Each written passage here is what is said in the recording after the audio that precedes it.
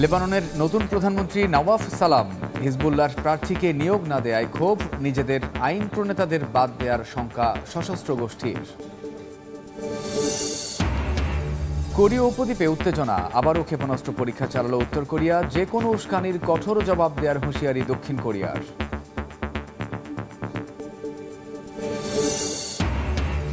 ট্রাম্পের গ্রিনল্যান্ড কেনার খসড়া আইন প্রস্তুত, রিপাবলিকান আইন প্রণেতাদের। 20 জানুয়ারি হতে পারে আলোচনা। যুক্তরাষ্ট্রের সঙ্গে সম্পর্ক তৈরিতে আগ্রহী দ্বীপটি।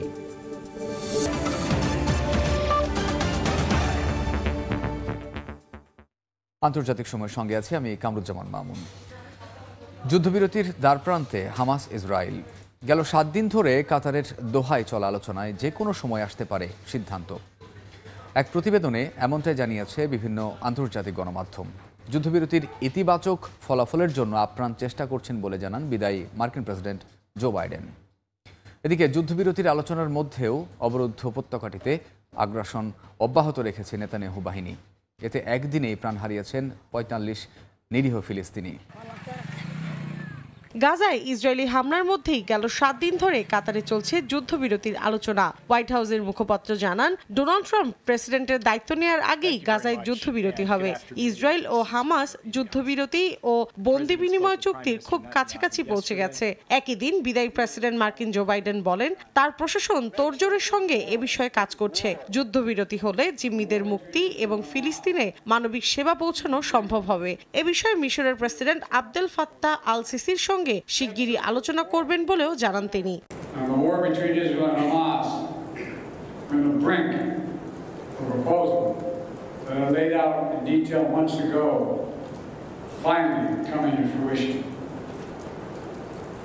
I have learned many years of public service to never give up. একই সুরে কথা বলেছেন মার্কিন পররাষ্ট্রমন্ত্রী অ্যান্টনি ব্লিংকেনও। তার দাবি, আগের যে কোনো সময়ের চেয়ে এবার অনেক বেশি এগিয়েছে হামাস ইসরায়েল যুদ্ধবিরতির আলোচনা। চুক্তিতে পৌঁছানো নিয়ে যুক্তরাষ্ট্র বেশ আশাবাদী বলে সংবাদ মাধ্যম NBC-কে দেয়া এক সাক্ষাৎকারে একথা বলেন তিনি। অন্যদিকে অবরুদ্ধ উপত্যকায় যুদ্ধবিরতির চুক্তিটি 3 ধাপে বিভক্ত থাকবে বলে জানিয়েছে নেতানিয়াহু প্রশাসন। প্রথম ভাগে 33 জন ইসরায়েলি জিম্মিকে মুক্তি দেওয়া হবে বলে আশা করছে তেল আবিব। দ্বিতীয় ধাপ শুরু হবে চুক্তিটির 16তম দিনে। এ সময় জোর দেওয়া হবে সব নাগরিক এবং বন্দী সেনাদের মুক্তির বিষয়ে। তৃতীয় এবং শেষ ধাপে থাকবে অবরুদ্ধ উপত্যকাটির পরবর্তী সরকার প্রতিষ্ঠা নিয়ে। মৌসুমী সাথী, সময় সংবাদ।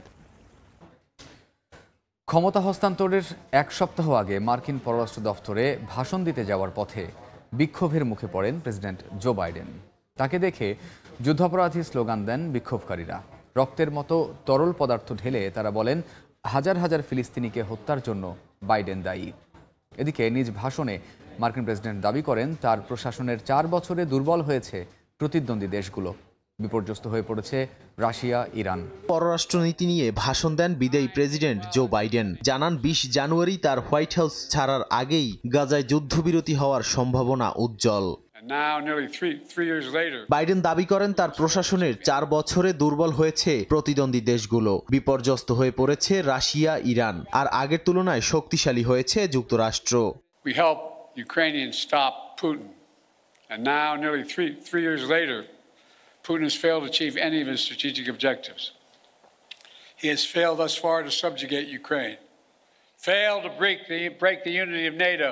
সবশেষে বাইডেন তার প্রশাসনকে ধন্যবাদ জানিয়ে বলেন, তাদের প্রচেষ্টায় বিশ্বে এ পর্যন্ত $10,000 কোটি অনুদান পৌঁছেছে সরকারি ও বেসরকারি খাতে, যাতে গ্রিনহাউস গ্যাসের নিঃসরণ কমাতে সাহায্য হয়। নাদিম মারজান, সময় সংবাদ। যুক্তরাষ্ট্র ও ইসরায়েলের সঙ্গে উত্তেজনার মধ্যেই নিজেদের সামরিক অস্ত্রাগারে অত্যাধুনিক প্রযুক্তির 1000 ড্রোন যুক্ত করেছে ইরান। তেহরানের নতুন ড্রোনের পরিসীমা প্রায় 2000 কিলোমিটার।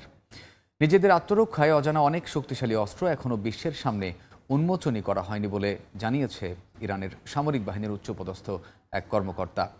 এদিকে সিরিয়ার কুর্দি গোষ্ঠীদের প্রায় 1500 আত্মঘাতী ড্রোন পাঠাবে ইরান বলে জানিয়েছে তুরস্কের গণমাধ্যম। সারি সারি সাজানো উচ্চ প্রযুক্তির ড্রোন, এ যেন কোনো যুদ্ধের পূর্ব প্রস্তুতির দৃশ্য।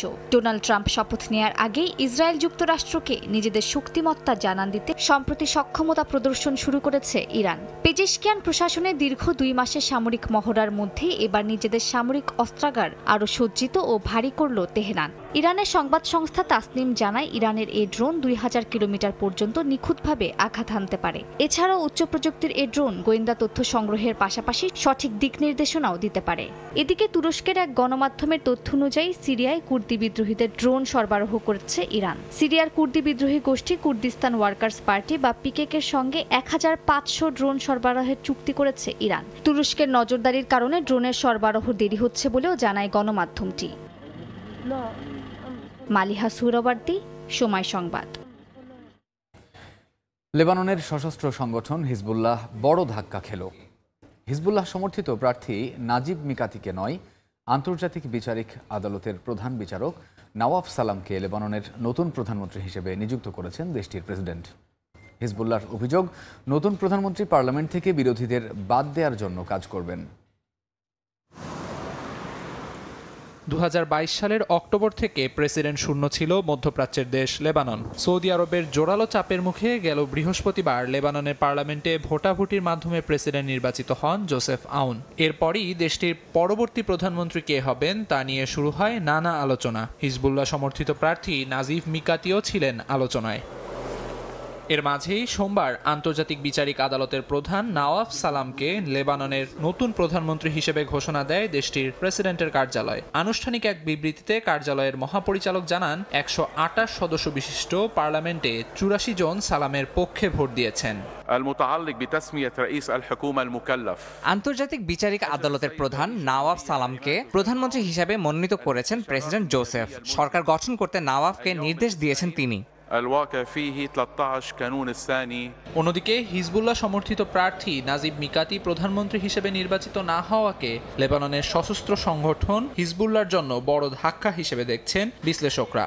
স্থানীয় গণমাধ্যমের বরাতে বার্তা সংস্থা রয়টার্স জানায়, হিজবুল্লাহর সংসদীয় নেতা মোহাম্মদ রাদ মনে করেন, সালামকে প্রধানমন্ত্রী করার মধ্য দিয়ে দেশে বিভাজনের বীজ বপন করেছেন প্রেসিডেন্ট। নতুন প্রধানমন্ত্রী পার্লামেন্ট থেকে বিরোধীদের বাদ দেবে বলেও শঙ্কা প্রকাশ করেন তিনি। 71 বছর বয়সী নওয়াফ সালাম একজন অভিজ্ঞ আইনজীবী ও বিচারক। তিনি 2007 থেকে 2017 সাল পর্যন্ত জাতিসংঘে লেবাননের রাষ্ট্রদূত হিসেবে দায়িত্ব পালন করেছেন। দক্ষিণ আফ্রিকার গণহত্যা মামলা এবং অন্যান্য ট্রাইব্যুনালে সফলতার সঙ্গে নেতৃত্ব দেয় আন্তর্জাতিকভাবে খ্যাতি অর্জন করেন এই বিচারক। আমিরুল ইসলাম আলিফ, সময় সংবাদ। দায়িত্ব গ্রহণের পর গ্রিনল্যান্ড কেনার জন্য খসড়া আইন প্রস্তুত করেছেন ট্রাম্পের রিপাবলিকান সমর্থিত আইন প্রণেতারা। বিল অনুযায়ী 20 জানুয়ারি ডেনমার্কের সঙ্গে আলোচনা করতে পারবেন দ্বীপটি কেনার বিষয়ে। এদিকে যুক্তরাষ্ট্রের সঙ্গে গ্রিনল্যান্ড ঘনিষ্ঠ সম্পর্ক তৈরি করতে চায় বলে সোমবার জানান দ্বীপটির প্রধানমন্ত্রী। তিনি আরও জানান, খনি সংক্রান্ত বিষয়েও আলোচনায় আগ্রহী ডেনমার্ক। গ্রিনল্যান্ড দখল করতে ট্রাম্পের তোড়জোড় বাড়ছে।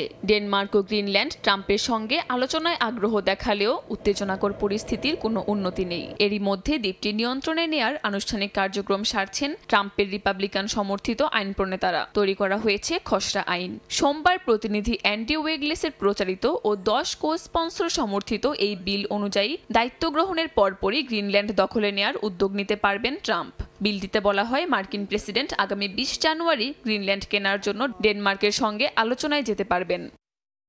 এদিকে সোমবার এক সংবাদ সম্মেলনে দ্বীপটির প্রধানমন্ত্রী মুতে এগেতে জানান, গ্রিনল্যান্ড যুক্তরাষ্ট্রের সঙ্গে ঘনিষ্ঠ সম্পর্ক স্থাপন করতে চায়। বলেন, ট্রাম্পের সঙ্গে সহযোগিতামূলক সম্পর্ক তৈরির সুযোগ খুঁজছে দ্বীপটি। তিনি জানান, যুক্তরাষ্ট্রের সঙ্গে খনি সংক্রান্ত বিষয়েও সম্পর্ক তৈরিতে গ্রিনল্যান্ড আগ্রহী।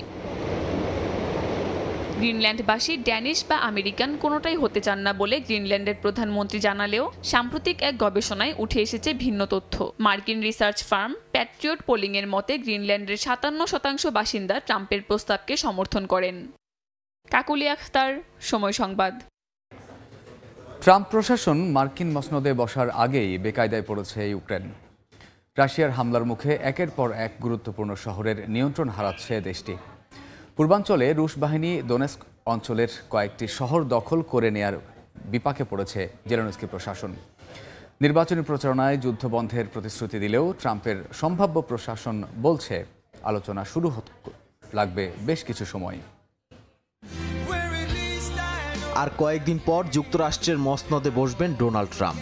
রাশিয়া ইউক্রেনের যুদ্ধবন্ধের প্রতিশ্রুতি পূরণে কি ব্যবস্থা নেন তা নিয়ে চিন্তায় আছে কিয়েভ। পাশাপাশি মার্কিন সহায়তা আগামীতে কতটা মিলবে তা নিয়েও শঙ্কা আছে প্রেসিডেন্ট জেলেনস্কির। যুদ্ধের সমাপ্তি ও ন্যায্যতার ভিত্তিতে শান্তি প্রতিষ্ঠার দাবি কিয়েভের। তবে রাশিয়া যেহেতু এখনও দোনেৎস্ক সহ 4টি অঞ্চলের পূর্ণ নিয়ন্ত্রণ চায়, ইউক্রেনের জন্য তা মেনে নেওয়া কঠিন। অন্যদিকে লক্ষ্য পূরণ ছাড়া আপাতত কোনো ধরনের সমঝোতায় রাজি নয় মস্কো।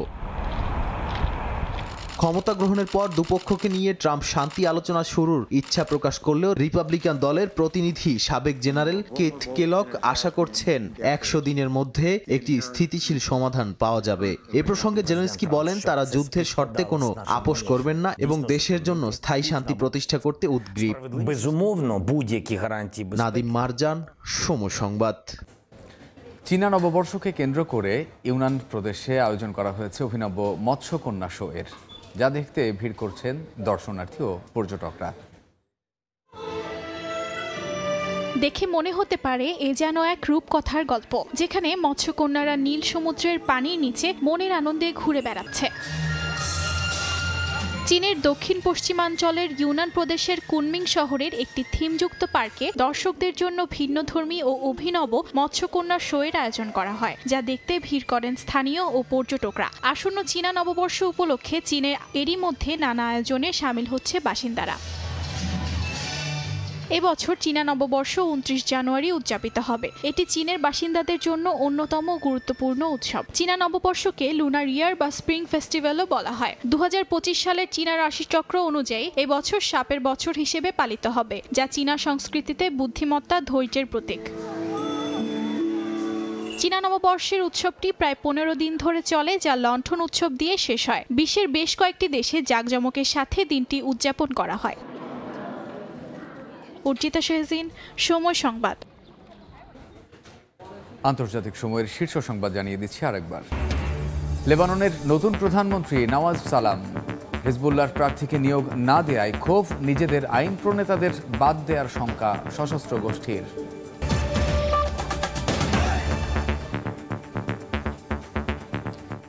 এই ছিল আন্তর্জাতিক সময়। সঙ্গে থাকুন সময়ের।